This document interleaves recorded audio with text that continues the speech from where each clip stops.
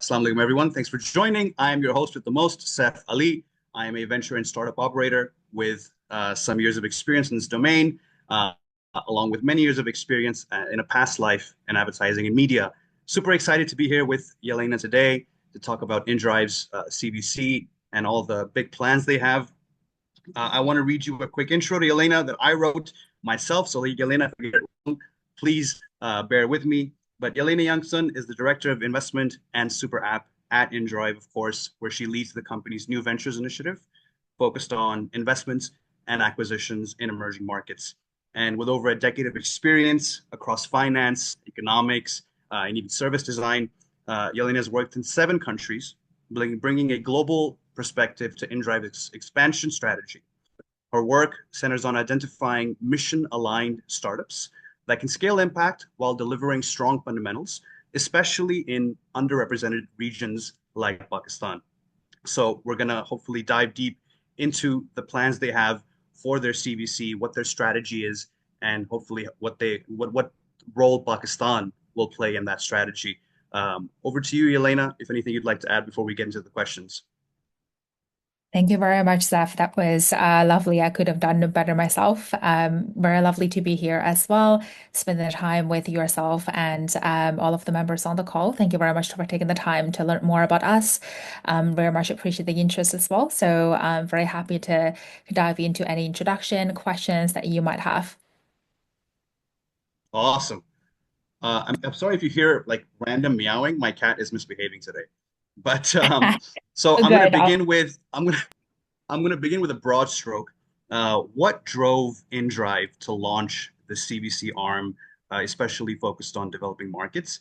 And how does that tie back to your broader mission of challenging injustice? 100% spot on. I think you've hit it nail on the head with the last sentence there. Is exactly to serve the broader mission that we have as a company, which is to challenge injustice. We originally, actually, as of last year, still, for example, operated in a few developed countries, including the US, for example. But then we've decided, at this point where everything's quite scarce, we'd really like to focus and put our resources to where we think the biggest amount of impact is. That's why we've allocated all of the resources now to the emerging market and very much dedicated to become the emerging market champion as a company as well, because that's where we think the biggest amount of impact in terms of bringing more equitable access to services actually lies is in the emerging market.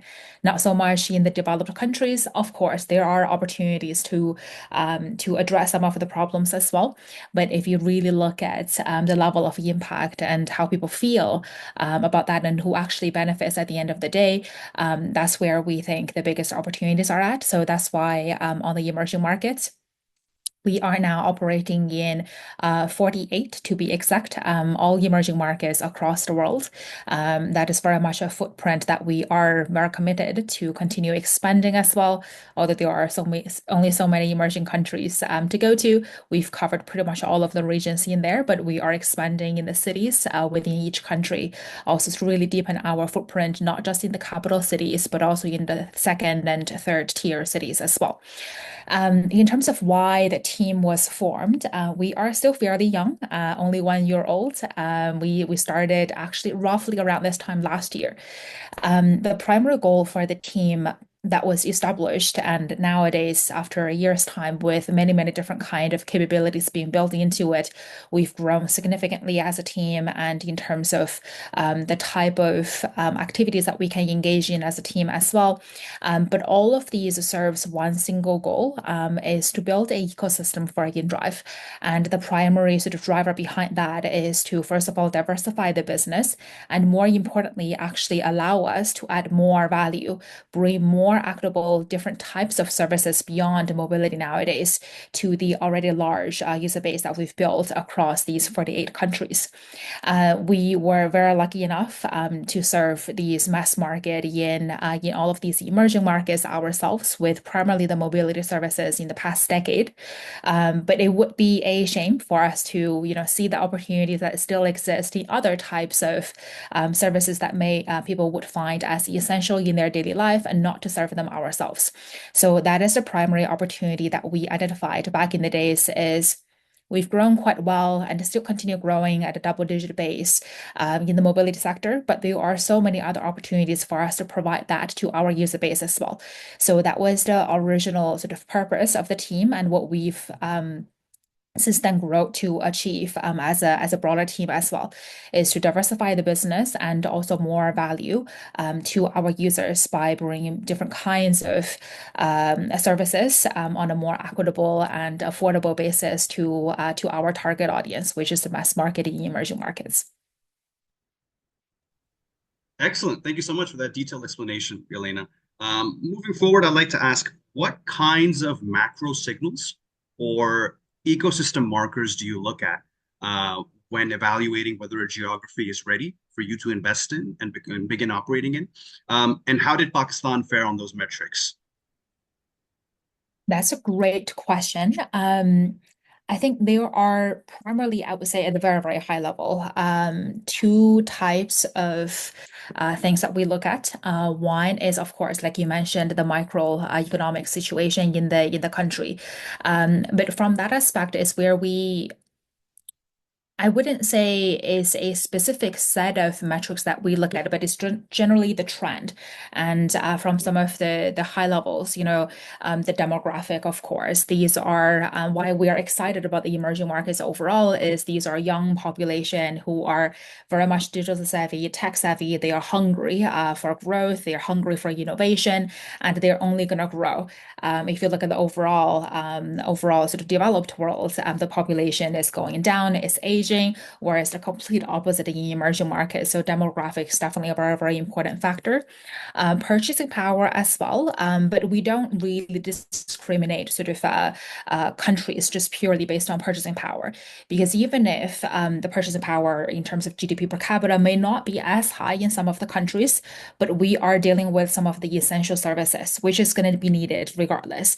That's why we're not so much looking at super luxurious, high-end services, because then you run into the issue of do people actually need these things? But if you're talking about mobility, you talk about food, these are very much essential services, no matter how potentially now or limited the purchasing power is at the end of the day today.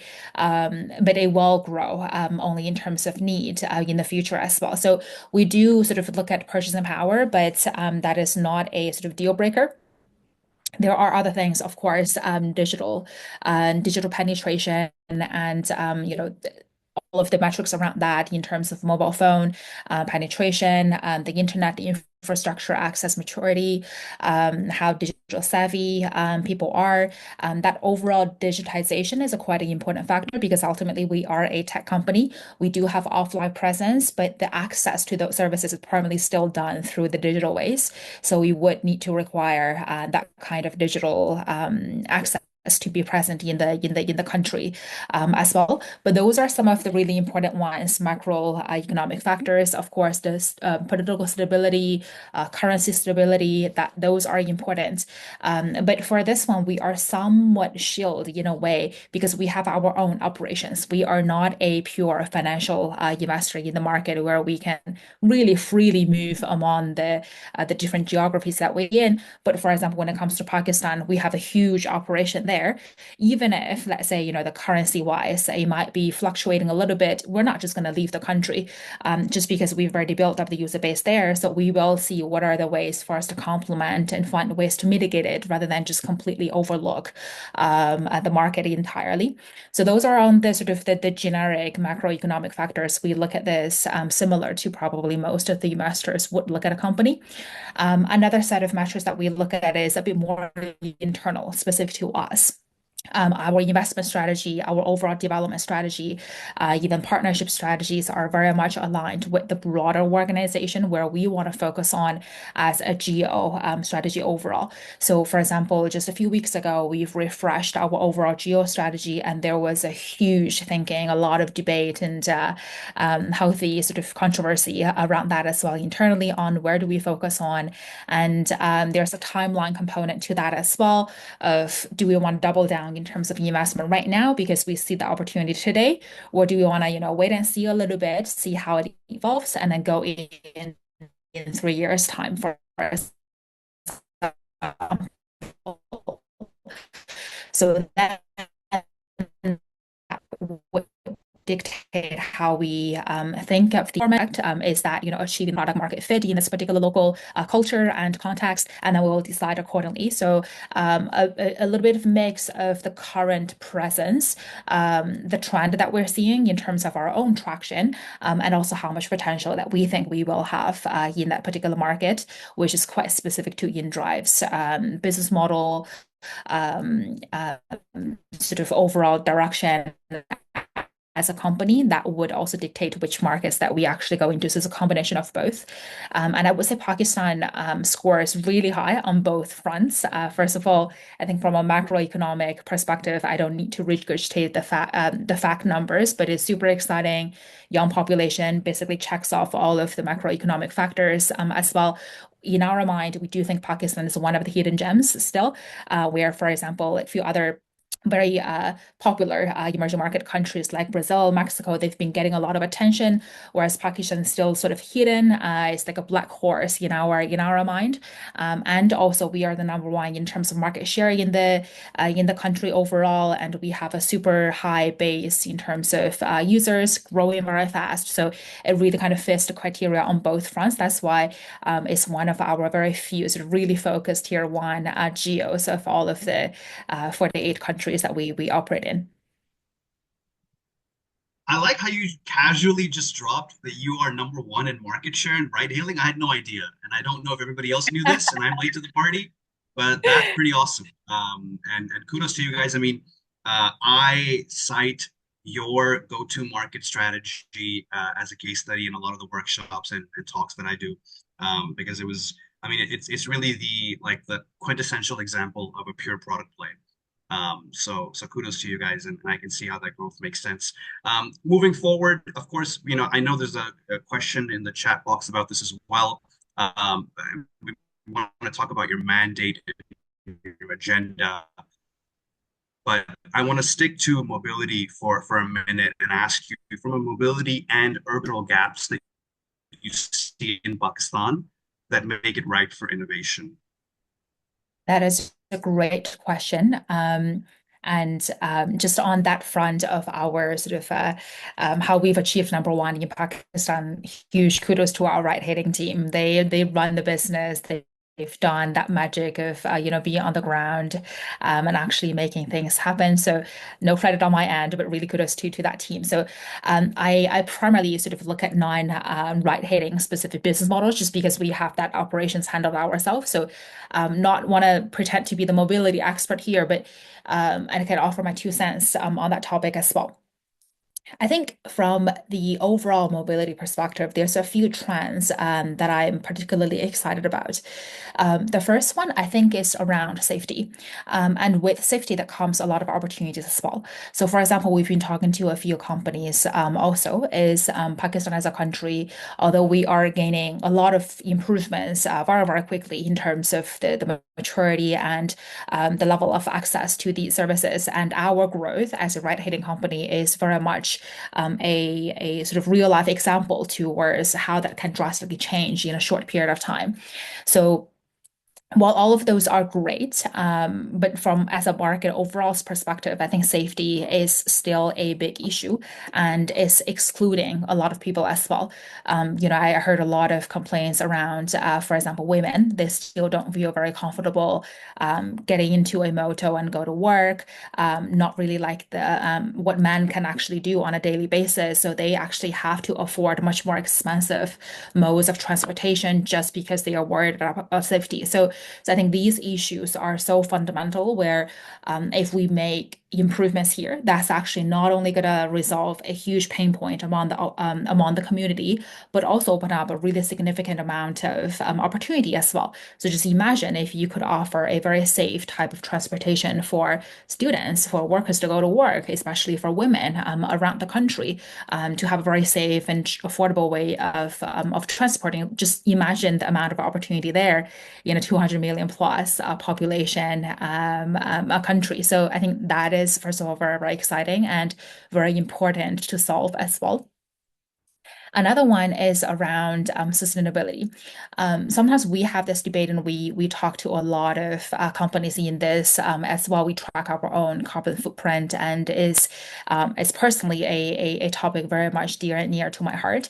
And we sometimes think about, okay, is sustainability, is EV, is all of these innovations just relevant in the developed countries, but not so much relevant in the emerging markets. But it actually may not be the case because we've seen, as with other types of technologies, how the emerging market successfully leapfrogged. We just completely, missed and didn't go through the PC age and just jumped straight to phones, and we excel. We do a lot of these mobile stuff much better than the developed countries. And I think when it comes to transportation, when it comes to sustainability solutions, that could also be the case as well. How do we skip some of those, structured steps in the way and just jump straight and offer a much more affordable option that is much more green, much more friendly, but also resolves the pain points that we face in general from the transportation perspective. I think that is also super interesting. We've talked to a lot of people, in this space working on, for example, EVs, but not so much the traditional EV four-wheelers, but in moto, battery swapping. These are all really interesting innovations that's coming up. They may not be mature yet, but that's the opportunity that we see in terms of potential leapfrogging and to come up with a better solution overall, not only for people, but also for the planet as well. Those two, I would say, are the very immediate, super exciting opportunities that I see in the mobility space that we keep a very close look at.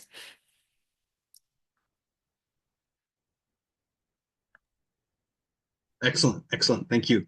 Um, Before I ask this next question, I'm realizing now that I wrote this question and I didn't have an answer to the question that should have preceded it, which is that do you have a set investment mandate, like a sectoral mandate, in terms of mobility or quick commerce or things like that?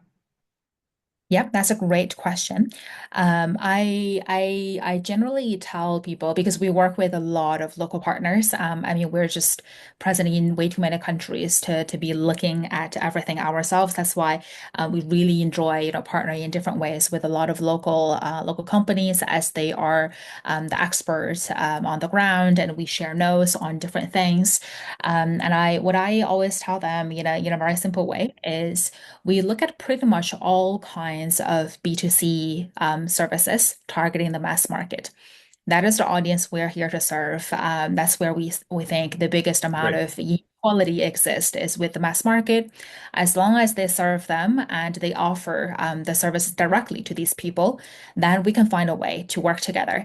Because we are ultimately a B2C brand. We've built a platform, we've built a brand overall that is trusted, being heavily used, very frequently engaged by so many millions of users around the world. So as long as that company fits into that sort of very brief description, we can potentially find a way to work together. That would have include many things, from delivery, direct to users, either in food, grocery, e-commerce, all of those would fit, or even communication overall, entertainment, ticketing. All of these are very interesting because ultimately we have the traffic that we can share very easily with these companies. And B2C as an industry right Yeah. now is definitely struggling a little bit in the emerging markets, just given the high CAC cost and gaining traction. And I think a lot of the investors are getting quite nervous about that.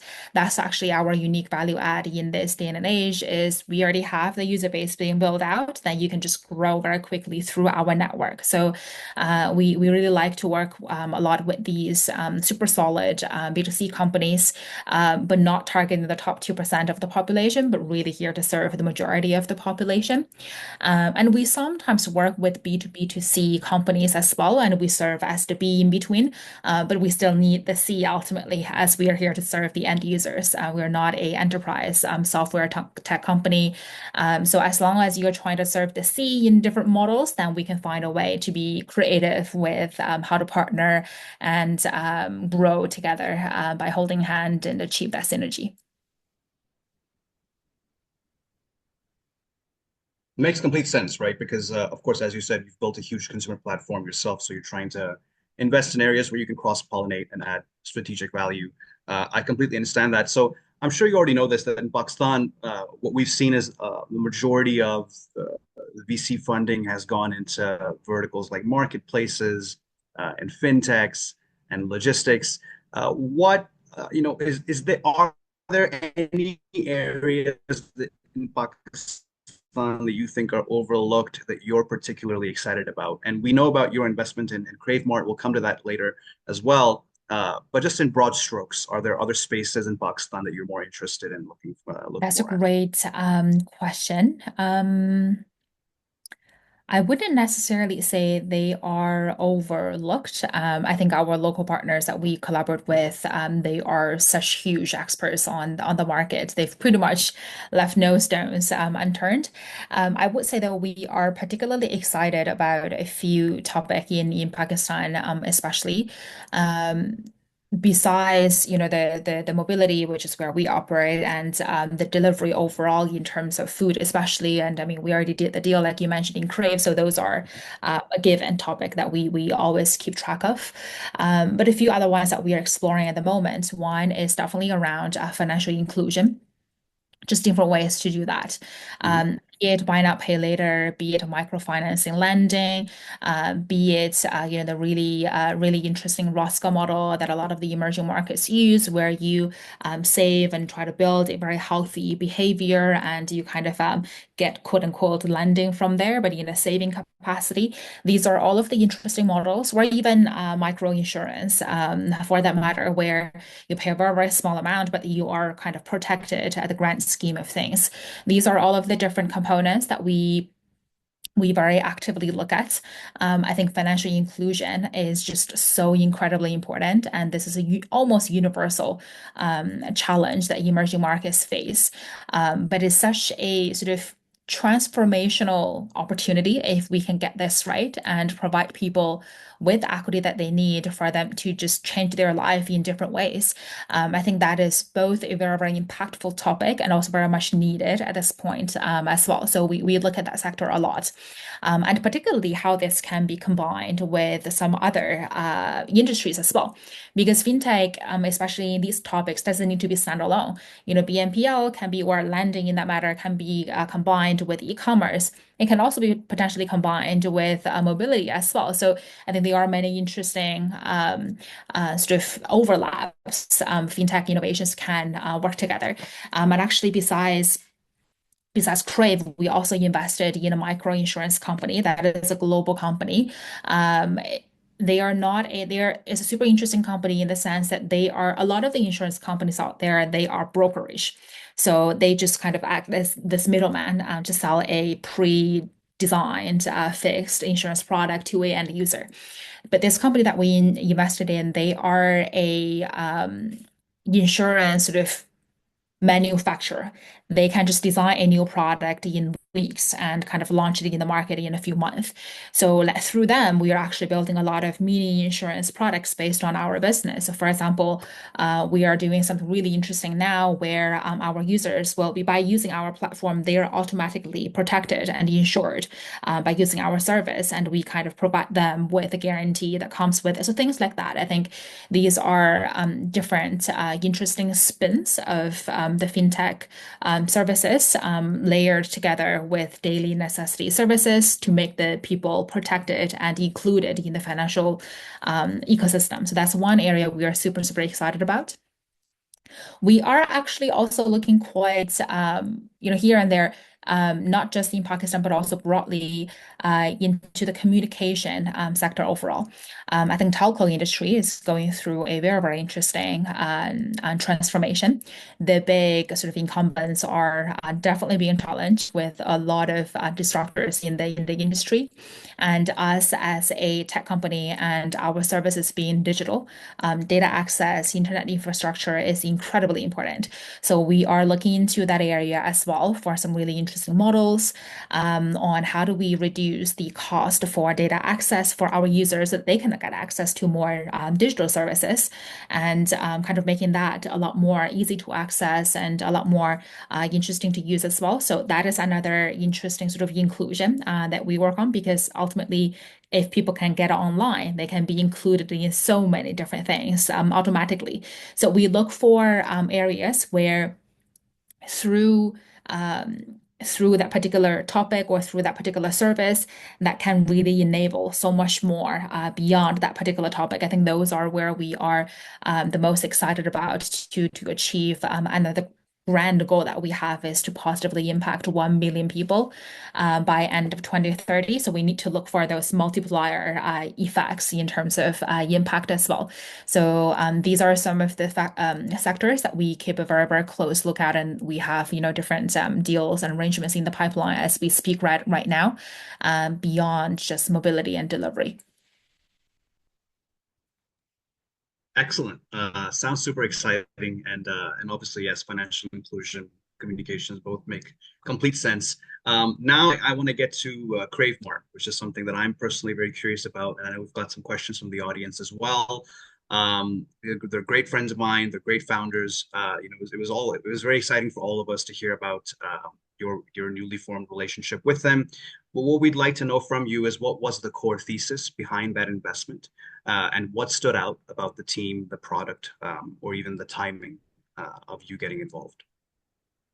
Absolutely. So, um, why that particular topic? I think there's a few things. Ultimately, as a strategic investor, we do deals primarily for really, really strong synergy. So that synergy can basically pan out in different ways. There's a couple components specifically regarding the grocery quick delivery space. One is from Mhm. the sort of necessity aspect. Again, like I mentioned, we operate in the emerging markets. Our user, our mass market, Yeah, they don't spend money on or too much money on really sort of unnecessary yeah, stuff. So I think serving them in terms of essential services is again coming back to our core of where that equitable access to service really matters is in the essentials. And if you look at the essentials, if you look at the share of the wallet, mobility is probably number one. And sometimes food and beverages come even on top. And so these are, if you can cover mobility and you can cover food, then you basically have roughly, let's say, 60% of the share of wallet in the emerging markets. So I think that is just like the overall TAM and the share of wallet from a topic perspective that really, really matters. So that is why we went into food for that matter. Another one is in terms of synergy with what we have. I mentioned about the B2C component. Crave is also the B2C brand, super solid. They have really, really high NPS, incredible, retention numbers is only growing. So I think from that aspect, they've also managed to build a very strong relationship. That's what we really value as a B2C brand. So, and that is where we see the biggest amount of value add that we can provide to them as well, providing them with the traffic to help them with that growth and saving on CAC. So that is both a growth synergy and also a cost synergy at the same time. Another sort of yeah. common factor is actually the infrastructure. So if you look at what's needed to sustain a grocery delivery business, we pretty much have them all covered, besides not having our own expertise in terms of running a grocery delivery business ourselves. But if they need courier to send those orders, we have our drivers, we have our own courier, we have our own delivery business ourselves as well. And they actually already deliver somewhat of groceries if this person orders it. So there's already sort of Mhm. commonality, and we can basically offer the existing supply and demand that we have very readily to Crave as well. And if you look at other sort of functions too, is they need marketing. We've been great at marketing. That's how we grew to this day in the past decade. Legal, finance, all of these functions are where we can support them as well. So I think all of these are the very, very strong synergy that we see. And what I also really like about this quick commerce is sometimes people have the misconception that people in the mass market, in emerging markets, they are just automatically default to inferior products. But that's not really true. We always just strive for better services overall, no matter what kind of purchasing power that you have. So what I really like about the quick commerce model in emerging markets is you think people wouldn't really value or they would find this too premium for them. But if we can offer a premium service at affordable cost, then everybody's going to want that. So you don't want to just settle for, we are serving the emerging market. So our expectation is our delivery is going to take 2 days to get to you. But if we could keep the same cost and keep the same price and our delivery is going to get to you in 30 minutes, then there's no reason for people to not want that. So what like another component that we really like about that one is we can make the unit economics work. This is, by the way, not really possible in the developed countries. That's another thing that's super fascinating is Mhm. these kind of premium, better experience, fast delivery grocery services. That model actually doesn't really work in the developed countries. We've seen how these companies fail in Europe, Yeah. but it actually works in a developing country like Pakistan. So I think that's another really interesting point where we got super fascinated by this model as well, and it's very nice. Sort of again like a hidden gem within the overall sort of food delivery space because food delivery is not new. We have Food Panda that is already quite mature, for example, in Pakistan, many other big players outside of the industry as well. But like we were debating a little bit when we started to get interested in the overall food topic also. But then if you look at this model overall, there are still really interesting innovations within it. And I think this quick commerce is one of those very interesting innovation within a somewhat mature, broader industry. So that's also what got us very interested. Is the same growth story that we had on the ride-hailing side. Is everybody thought ride-hailing is running out of opportunities, and then we came up with a bidding model that just disrupt the platform sort of dominated algorithm model, and we were able to craft our own Yeah. space within this industry. And we are seeing the same thing with quick commerce as well. So that is all of the top reasons. But of course, there are many, many more as well. But these are the top ones why we got so fascinated in that space.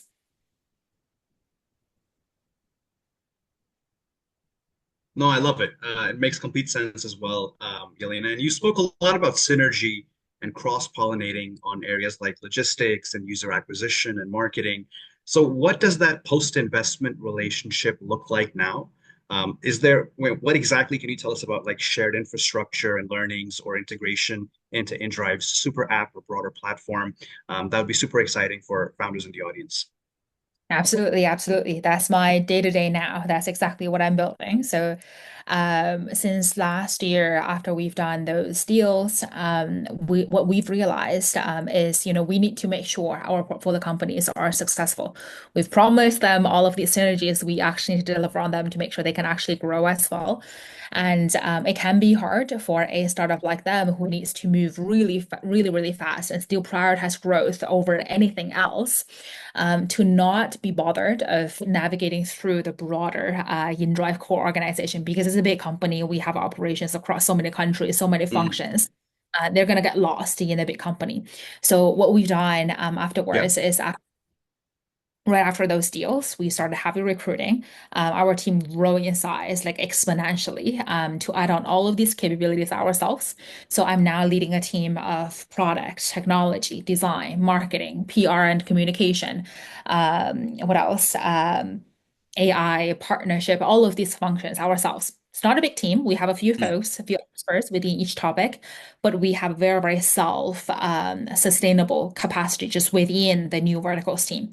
So we don't have to go into ride hailing to sort of get into their priorities and get into their backlog for them to decide, oh, do I want to do this or not? But we just take care of everything ourselves to make sure, Crave or the other company that we did the deal with in Kazakhstan, these companies can very, very quickly work together with us to the bare minimum level of the integration that we need so that we can seamlessly transition our users to their platform and actually direct that growth to share those efforts on different topics depends on what they prioritize. So, for example, with Crave, we prioritize a little bit more on the marketing front. So, there's a lot more activities happening there of integrating them into our CRM system so that we can do a lot of those communication with our users together.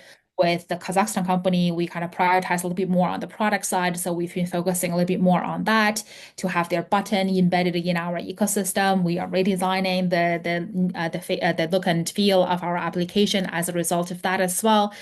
It needs to suit the overall new ecosystem that we're trying to create. And maybe some of the lucky members in Pakistan have already seen the newer version because we are actually testing it as we speak right now. And I think there are like different test versions being launched in the market. So we'll soon launch that to everybody. But these are basically the very quick moves that we are making as part of the post-deal operation and execution side to really make sure we can deliver on those things. Awesome. I'm sorry, I'm just looking at some of these questions from the audience here. Um, and I think we've answered a lot of them. Uh, there's someone else here asking kind of the same thing I mentioned earlier that, well, we didn't actually touch upon this. The inDrive is dominating in Pakistan, which we all know. Well, what's the secret behind the success? I know you're not part of the ride hailing team, but shed some can you shed some light on what strategy was on how they were able to capture this market so quickly and so well? That is a great question. I would indeed I think our right-hitting team would be more better suited to answer that. But based on what I've learned um, from that is, like right-hitting is a fairly specific type of business where um, there's a sequence of activities that needs to happen in order for you to quickly capture a market. We call that super launches Mhm. internally ourselves. If you think about inDrive's growth journey, one of the many things that we've really done right and kind of mastered is that super launches and quick growth to capture. We've grown so fast since we started our international expansion. We've done this right now. We are present of those 48 countries in 888 is a very, very lucky number, 888 cities. So each of these cities would require that super launch process. Just imagine the team has done this thousands of times. Yeah. So a very set sort of sequence of activity that needs to happen because ultimately this is a marketplace that you need to balance supply and demand. But this is kind of like a chicken and Mhm. egg problem. So you gotta strike the Mm. balance like gradually, step by step. You can't all of a sudden have a lot Yeah. of supply gonna work. So that is that tricky balance. I think the team really got right. That is one. I think ultimately that comes to the core of how a marketplace can be successful. Another thing that was really important, I think, is the local adaptation of the service. So I think we have the local operations team that really, I think, understood the local context right on what is needed to really communicate with our users. What do they actually need to get through to them? So I think that was a big part of the success as well. Maybe the marketing messages really paid off back in the days when we just entered into the market and how that ultimately sort of connected with the user. And I think lastly is really comes back to the product market fits. Again, with our model, I think by picking just Pakistan overall as a market, that was a very right decision. Where what we are trying to do here is Yeah. just serve very price sensitive users as the mass market. And that is the profile of the majority of the population in Pakistan. So I think just when you have a product that is very well set up for that audience and really address that need. This is just something in sort of hard to beat by another product, no matter how well the other sort of side components. You can market this however you want, but if the product really doesn't resolve the user pain point, then that is just not going to be successful. So from our side, being able to lower the driver commission to a third of the industry average, that is just such a key differentiator that is going to be very hard for our competitors to match. They can match probably for a month, for even 3 months if they're really loaded on cash. But if they're going to keep doing this for years, that's just not going to work. It's not how their internal operations are set up Yeah. to do. So I think that, lower prices allow our drivers to have a lot more earnings. That is just fundamentally a unbeatable differentiator in the market. And then not having surge pricing, there's no sort of dictated prices from the platform. Everything's market rate. Just depends on what seems to be the right deal between the driver and the passenger. Just allows us to bring down the right prices as well. And these are just ultimately the right product for the audience. I think those combined were how we were able to really achieve the connection to the market and getting the traction and scale that we have today. Absolutely. So well said. Thank you for that, Yelena. Moving on to the next question is, how does inDrive evaluate startups beyond the financials, especially regarding social impact? That is a great question that is super near to our hearts.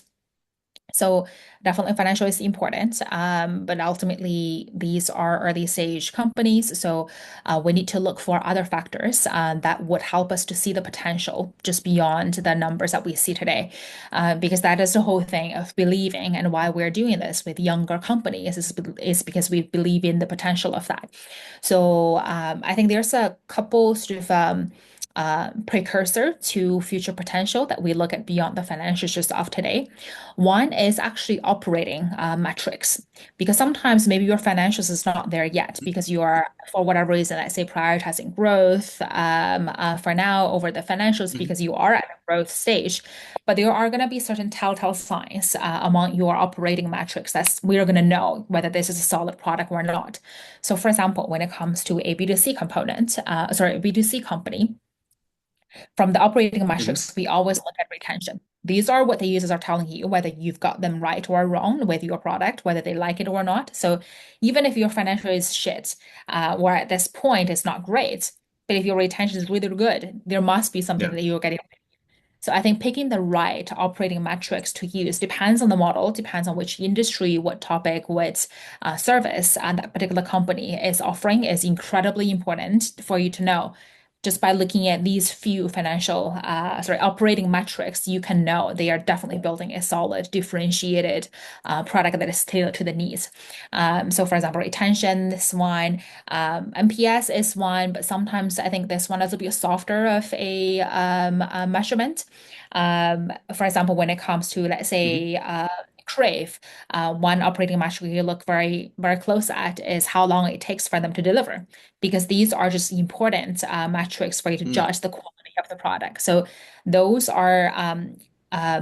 we always develop a very specific set of operating metrics, depends on the company that we evaluate, and kind of match that against the performance. Another one is definitely the founder and the team.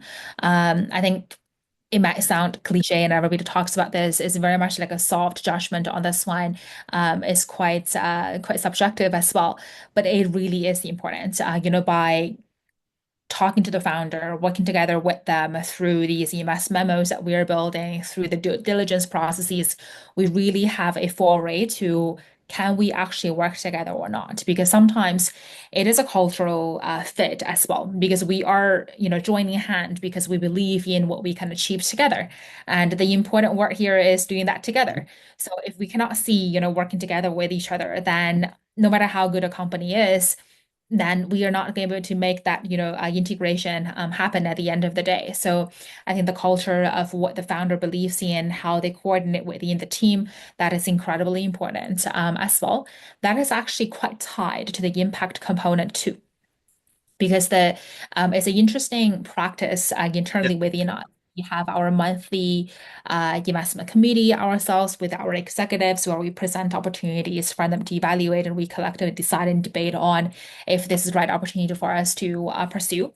Every time when we bring in a new company, we would always answer the question and justify, do we think the founder is a missionary or a mercenary? So that really makes a whole world of difference. Mm. Why are they in this business? Are they in this business just purely to make money, or are they both? That is very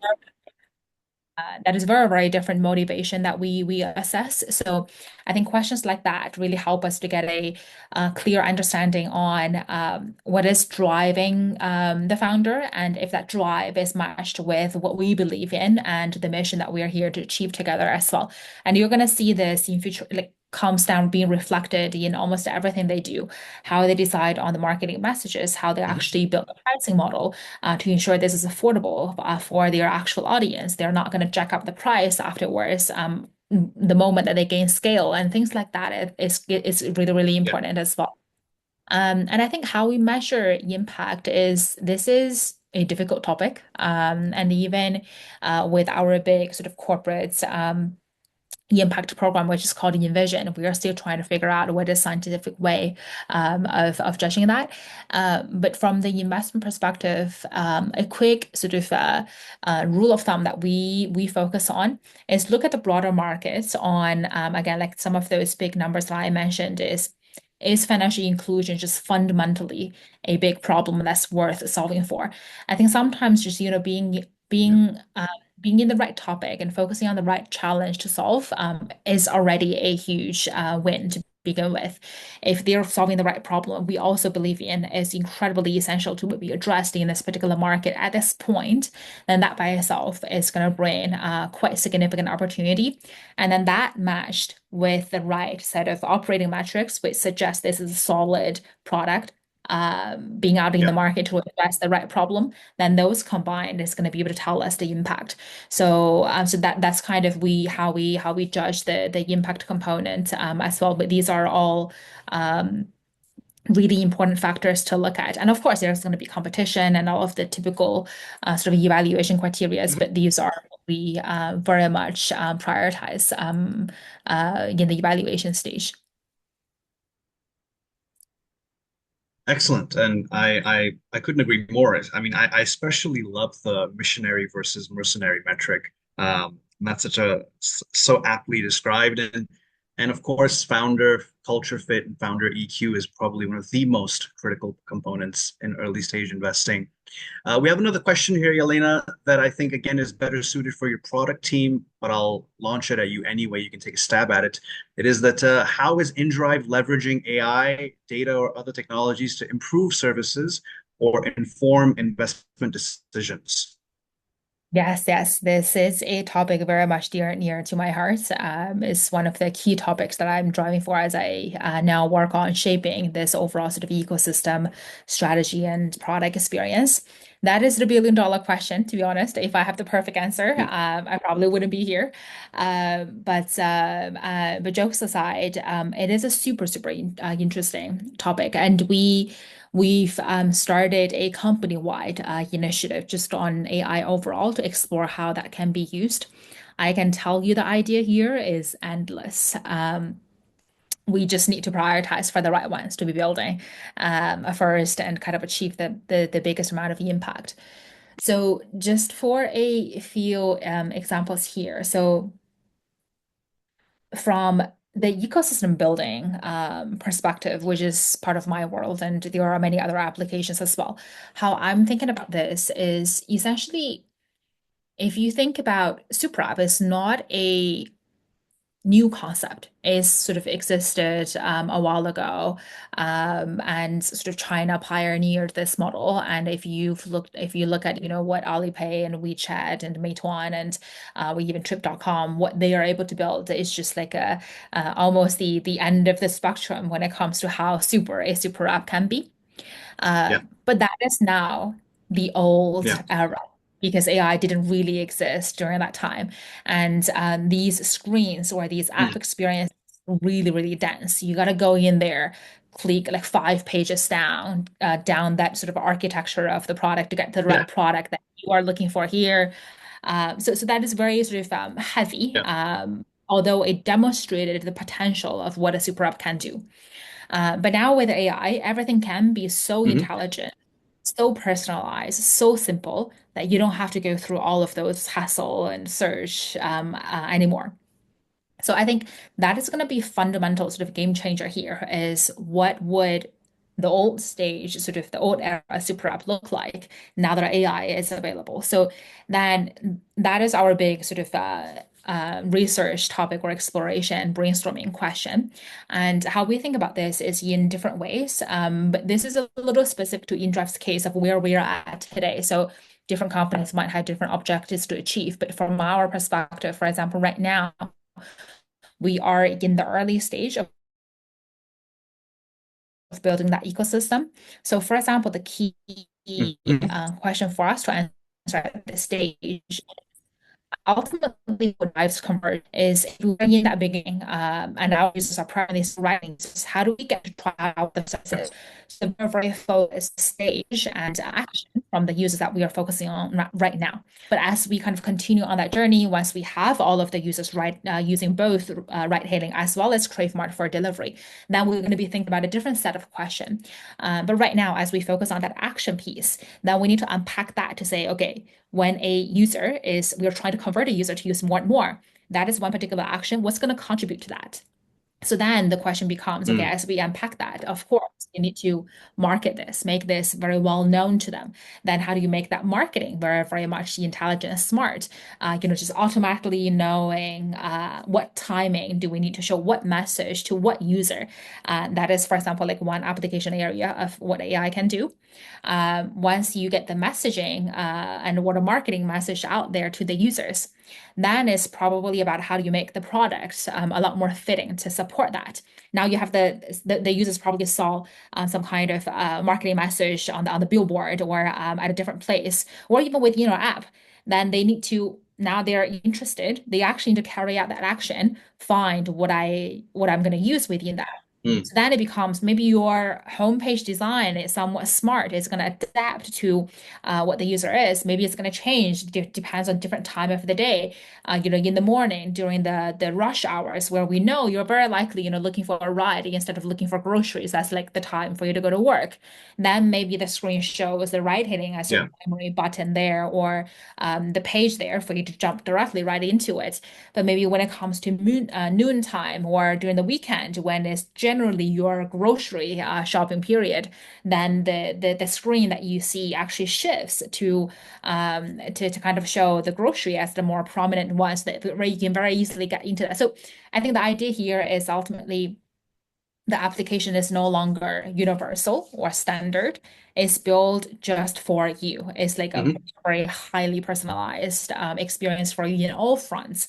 And I think AI has a super important role to play in that because that's a very complex set of optimization that really need to be automated at the back end. Yeah. Because we think about like asking individuals to do, we're gonna need to have thousands of agents to carry out those little tweaks here and there. So I think that is a Mm. super exciting opportunity that we are definitely looking at. Another one is even more drastic. We're not gonna get there right away on day one, but is I think the app design right now, like nowadays, is fairly fixed. It hasn't really Yeah. changed, since iPhone where Samsung has been introduced. We've been looking at these little icons, and it's basically the same now. Still, I mean, we have variations. Some of the button round instead of square, but these are still Sure. buttons. So I think Yeah. like for the past decades, 2 decades, ever since we've had smartphones, that's been roughly the same. But now with AI, with ChatGPT, people are super comfortable with chat now. Does that mean, we're no longer going to have buttons on our phone one day very quickly and everything's just going to be chat? Maybe like one day when you open up the application, there's going to be no button there, just a hi, can I help you? Then you just talk to it and it's going to give you whatever that you want. But that's going to be slightly more drastic, but we need to think about that because that is the future, how the app interaction is going to completely shift because people's behavior change. I saw this Mm. quick stat, I think just last month. Apparently in Pakistan, in that 1 month, the top three most downloaded app, the number one is ChatGPT. So then they Yeah.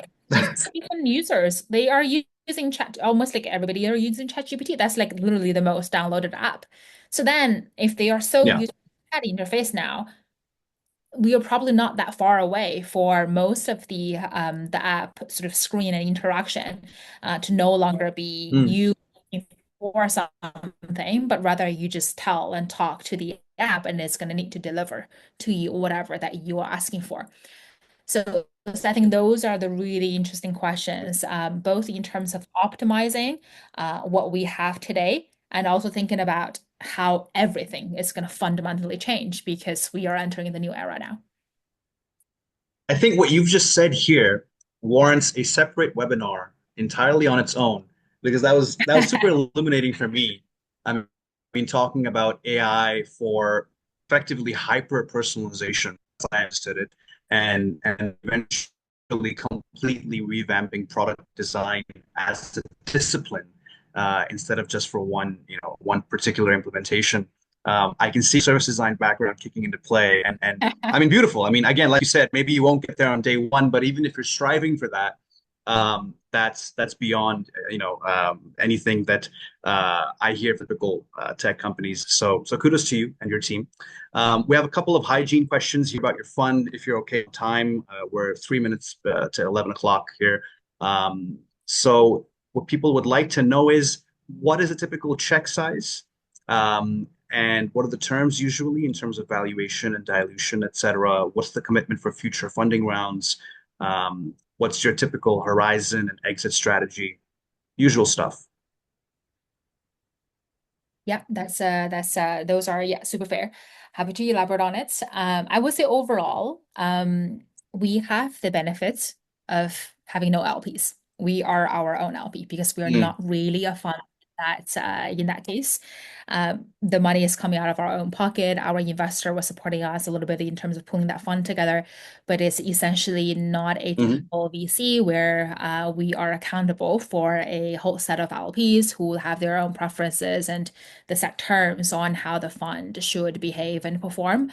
But with us, it's really the Yeah, synergy is the most important. Everything else is honestly pretty flexible. We've done deals of all sorts, and we can take on the whole spectrum of deals, all the way from no equity check on the first day. We just do a commercial collaboration, strategic partnership, and then we see how it goes. If we're nice. comfortable with this, we progress to a smaller check investment. We may or may not follow on, or if we follow on, we can follow on even to the exit state as well. We can also buy companies because we are Mm, a company ourselves, and we can potentially become your exit.